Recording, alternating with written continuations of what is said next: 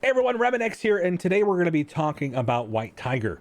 We're going to go into in-depth about her kit, why I think she is probably one of the top 20, maybe top 10 units in the game right now, and what you can reasonably do with her with a minimum amount of investment, and we're going to get right to it. So if you guys don't know, Shadowlands was dropped this patch, and after Skill Military, everybody was really apprehensive about what they were able to do with the team. And surprisingly, they were actually reworked in the middle of the patch, and Night Nurse and Daredevil and Elektra got some more health to help them get through it. And we'll go into some individual reviews down the road in a little bit here. But we're going to talk about realistically what White Tiger takes to get going, and then why she is potentially one of the best characters in the game. So we're going to talk a little bit about the War offense team. Legitimately, they can counter everything they see on defense. They can actually beat that Axeman squad that you're trying to figure out why somebody would put on defense and then can't figure out how to beat them without using Black Order. Use your Shadowlands. But more realistically, we're going to talk about why I only have one T4 in the team right now and why I'll probably have them all done down the road. Now, this passive is one of the most important passives on the team. It is on spawn, fill speed bar by 10% plus 5 per Shadowland ally, and for self and all Shadowland allies, and then get an additional plus 30% for the on kill speed bar by 70%. If you guys are unsure of how this passive works, it is triggering much in the same way that the speed fill happened with Black Panther, except it isn't a full speed bar. But then again, it doesn't need to be, because she is, well, probably the king of the jungle right now. Tigers trump panthers in today's, zoological hierarchy. All right, I'm sorry. It's dad jokes. We got to throw one in there.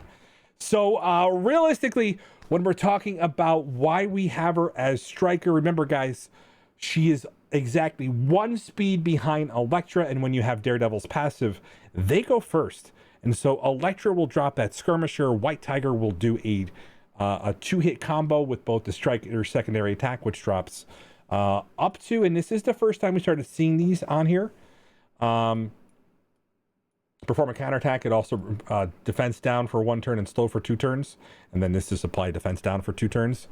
Probably worthwhile as a striker to be able to do that ability.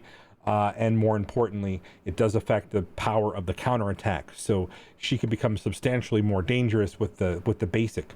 Her stats, her numbers on here, the fact that she has offense up for the majority of the time period. And we're going to talk about this one thing, and it's only a minor complaint because Night Nurse does the work for her, is literally clear 3 negative effects. Now that those negative effects are done heal first and then clear. So unfortunately, if you have heal block, it isn't going to do much, but the amount of damage that it does on the flip side is insane. And then this is additional 140% damage. These are high value T4s. Now, one thing I wanted to talk about with this kit was something that I don't think we have highlighted. We highlighted it in the video. Actually, if you guys take a look at the YouTube, you guys will see the Shadowland punch up. I highlighted this ability because it is vital that you understand how it functions, okay?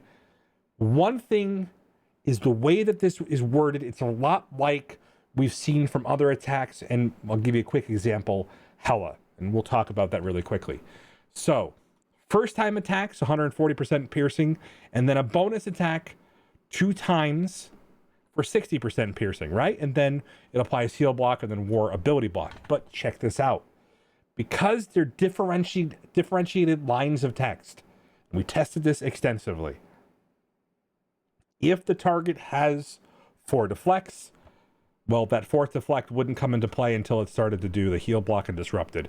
And then it would be another line of text. It's another attack.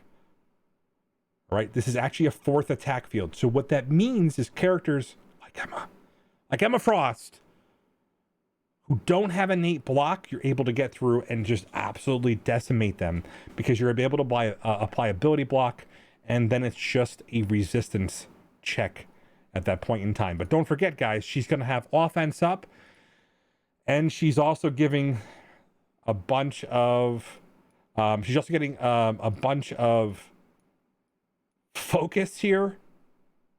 So she is doing a lot for the team.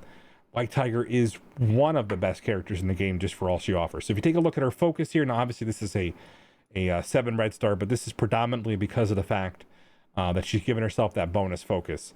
It's pretty insane what she's able to do and land debuffs. So yeah, kind of a staple on the team. So White Tiger, I brought her to G15, tried her in Dark Dimension, and we're going to talk about like why you might consider her over Punisher and or Night Nurse, and then we're going to talk about why you wouldn't. So Gear 15, the only thing that she's going to do for the team is, and mostly we tested this on the last city node, because that is the hardest node. She's going to be fine for the first 2 city nodes, but that last city node is where you have that Emma and you have just an insane amount of damage.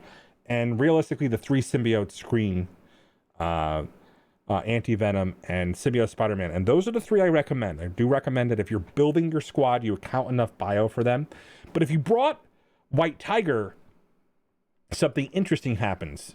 In the opening move, if you have Anti-Venom, you could actually use the ult here and grab Death Proof. Now, that is all she's realistically going to do because she doesn't have the same sustain. And a lot of the characters do drop heal block, and she just doesn't get the same bonuses. But she'll survive long enough typically to allow you to get that Death Proof up for the squad. And that might be enough to get you over some of the humps. The drawback with that is Punisher, even when he's dead, is always providing you with a damage bonus for Anti-Venom and Symbiote Spider-Man. Yes, guys, Anti-Venom is a hero.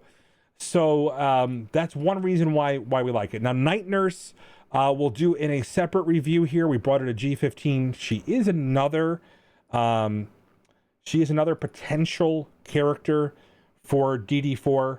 And so we're going to talk about the Doom Raid now. Now, Doom Raid, she is a very unique problem, but also unique characteristic. So she is someone who can pair well in your Mystic lanes. She will pair very, very well with specifically Hela, because she's providing an obnoxious amount of debuffs, and then Hela can easily spread those around. So she is a fill character. If you do bring them up for Shadowlands, you can use her in the Doom Raid. And one thing is, once you get Doom, if you have her at your highest power, and she is literally the character that Doom takes on the magic carpet ride called Time Platform, well, they're going to absolutely decimate the enemy team. And it's fun to watch her go off, kill enemies when she has 3 turns in a row, and just help you win that match. The drawback with that is some of her things like ability block are bound by war.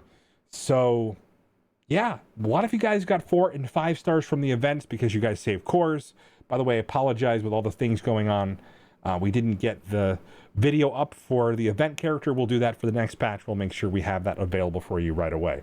But she is literally, this whole patch had 2 event characters that are going to make a great team. Now, the last piece of the puzzle is, what if you're not in the Doom Raids, and what if you're not in Dark Dimension 4? What if you're just taking her to Dark Dimension 3? Well, she's a city character.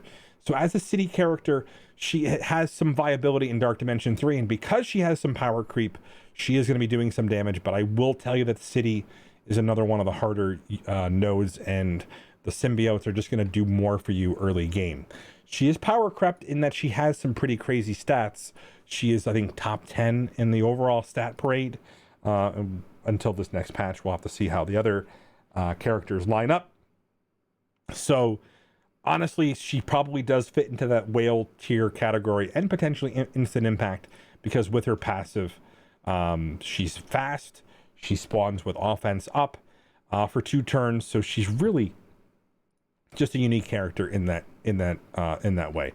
So I think if you guys have the chance to invest in her, you will not regret it. Shadowland is shaping up to be quite a bit more powerful on offense than even X-Force. They're basically like X-Force with additional sustain. And it's a shame considering, you know, my affinity for the X-Force. Well, anyway, I do things so you don't have to. And I really wish you guys can all get better red stars on White Tiger. I lucked out on this one. This is the first character I got with the rate up recently with a 7 red star, and I'm more than elated in retrospect. So love you guys much, and I hope you guys enjoy this video. We're gonna have more character reviews and a quick legendary pathway review, and teach you guys how to go through all the different legendaries and review that for those newer players. Catch you soon.